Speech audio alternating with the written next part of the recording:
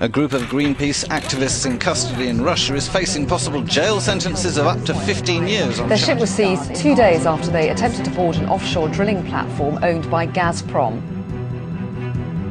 Life has been quite difficult. It's very cold now. I'll stay strong. Everyone sleeps with their clothes on. I spend 23 hours a day in here. The world is talking about Arctic oil.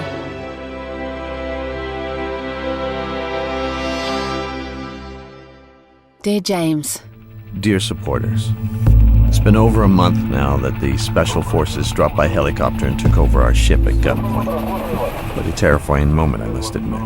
Surreal, out of an action movie. Since then, life has been quite difficult. We were towed into port under armed guard, Murmansk being the final destination. When we were taken off the ship to be arrested, it felt like a scene from the Cold War. It was dark. I was scared. The hardest moment was the first night in prison. Being shown to my cell and introduced to a couple of strangers was frightening, to say the least. The cell is about 8 meters long, 4 meters wide and 6 meters high.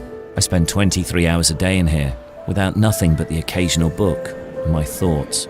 The weather has turned to winter. Everyone sleeps with their clothes on. I heard that from December, Murmansk is dark for 6 weeks. God, I hope I'm out by then.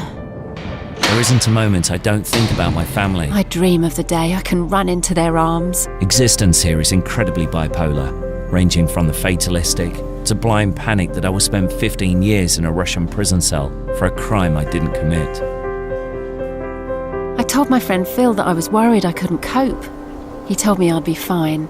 Always remember, there are a lot of people working very hard to release you.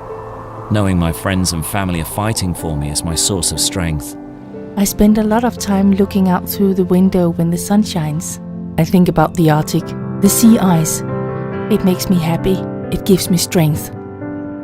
Yesterday I saw that someone had scratched "Save the Arctic" into the wall.